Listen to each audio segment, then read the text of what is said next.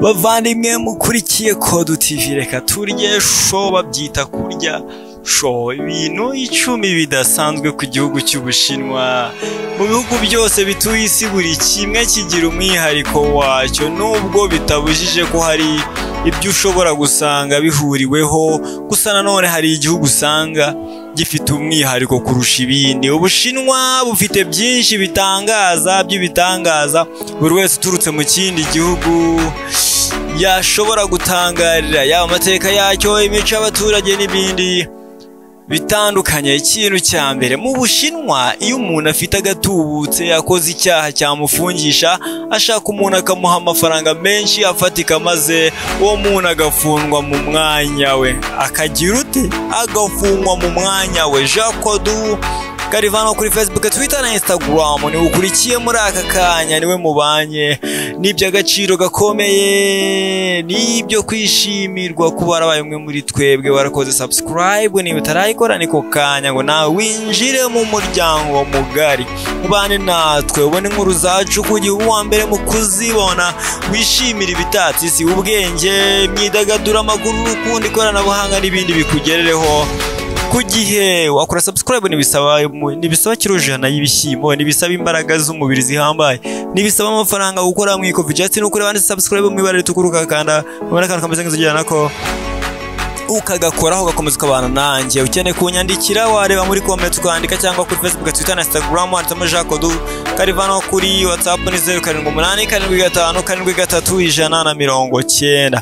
Ikintu cya kabiri, mu Bushinwa hari uburyo bwo kuri murandasi bwo kugura cyangwa gukodesha umukobwa akakubera inshuti, ibyo twita girlfriend. Mu gihe runaka cyarangira ukamwishyura ayo mwumvikanye akikomereza, aho usanga benshi bishyurwa amadolari 31 ku cyumweru. Ibaze kweri, ukabona umukobwa mwiza ukamupovoka ukamukunda, akavuga ati rero wa mukobwa we, urabibona dukundanye ntiwabyemera, ntabwo nagutereta ngo mbere sheri, emera witware nka sheri nibura icyumweru kimwe, ube nka sheri wumpekeya, witware nyine nkaho uri umukunzi wanjye, duteretane biryohe, hanyuma n'igihe nikigera nzakwishyura, guha yawe wicireho.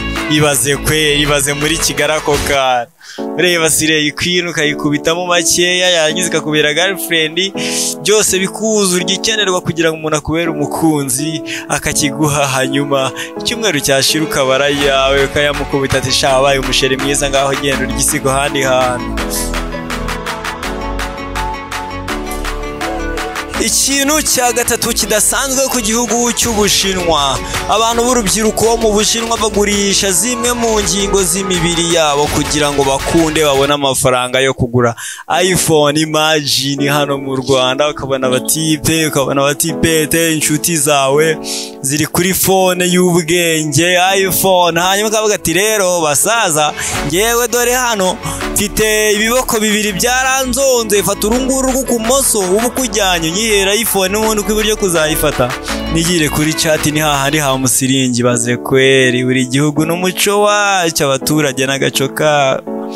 Ikintu cya kane, kubaka inzu mu Bushinwa si amajyambere baba barangamiye cyangwa baba bagamije, cyane cyane ni ukugira ngo amakampani cyangwa amakompanyi y'ubwubatsi abone akazi kandi banarwanya ubushomeri bukabije. Ibaze kweri, speech y'umuyobozi ari kuri televiziyo, kuri radio cyangwa mu giturage, yahasuye abati rero basore banje binoge muri ahangaha muri kamfata urugero we, navuga ati basore banje muri Nyaruguru, noneho mwese ni mwubake kugira kampani z'ubwubatsi mo hano muri kano gace zibona akazi, kugira ngo abatipe bamwe bakora ikiyedi kugira ngo akazi kaboneke, mwese mwubake.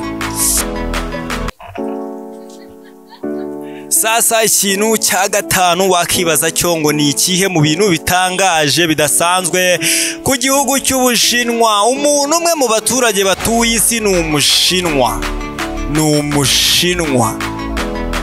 Nicyo gihugu gituwe n'abantu benshi ku isi, kuko Abashinwa ni 1/5 cy'abaturage batuye isi, kikaba gituwe n'abarenga biliyoni 1 na miliyoni 400, mu gihe isi yose ituwe n'abarenga biliyoni 7. Wibuke, gituwe na biliyoni 1 na miliyoni 400, kandi abanyarwanda turi miliyoni 12. Ugiye kubara nk'inshuro badukubye n'uduhumbi, bivuze ko bivuze ko twebwe turi nk'umudugudu tugiye gukatamo imidugudu mu gihugu cyabo. U Rwanda abaturage bagituye baba ari nk'umudugudu w'iwabo. Ubushinwa bukaba burusha umugabane wa Afurika abaturage, kuko umugabane wa Afurika utuwe na biliyoni 1,215,015. Igihugu kimwe kiruta umugabane wa Afurika. Umugabane wa Afurika yumvise wumvamo iki? Niho u Rwanda ruherereye, Tanzania n'ibindi bihugu byose uzi byo muri Afurika. Hanyuma ikintu cya gatandatu ni ikihe rero? Ubushinwa nicyo gihugu gifite inganda nyinshi ku isi, bigatuma iki gihugu kigira ikirere gihumanye cyane kubera imyuka mibi isohoka muri izo nganda igahumanya ikirere. Ikintu cya karindwi,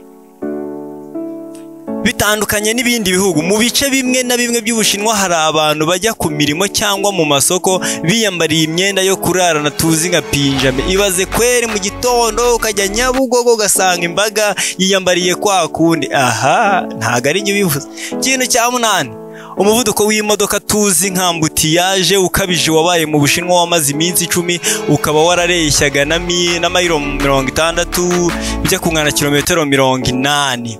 Wamaze iminsi 10, n'ubyuve mu magambo ubishyize mu by'ubuzima busanzwe wakumirwa.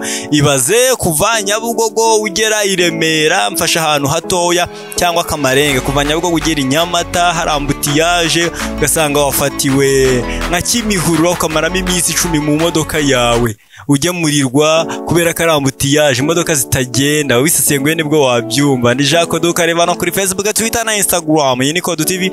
Wakora subscribe uramutse ubishaka, ntacyo bisaba, si amafaranga, si imitungo, nta n'ikindi kintu kinini gihamba uretse ubushake bwonyine. Tugeze ku kintu cya 9. Biteganyijwe ko muri 2025 abaturage b'Abashinwa baziyongera ku kigero cya 350,000. 350,000. Wibutse ko mu Rwanda ku mwaka hiyongera abaturage bangana n'akarere kamwe, ariko abangaba bo muri icyo gihe hazaba hiyongera 350,000 z'abantu bahumeka bafite n'amaso n'amatwi abiri.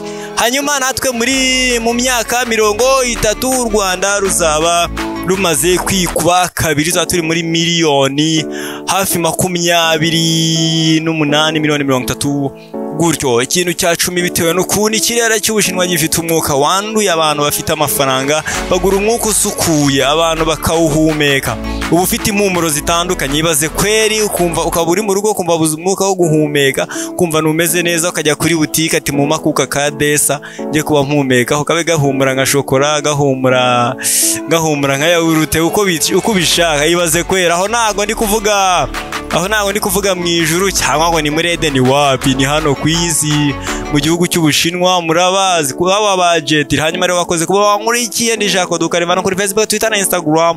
Duhure mu biganiro byacu by'ubutaha. Hasta la vista. Ubu nibwo bwami ubuzima ukwiriye kubamo. Subscribe yawe irakenewe kandi ni ingenzi, ifite agaciro kuri wowe. Imana ibarinde kandi bamere ibyo mwifuza mu buzima bwanyu bwa buri munsi.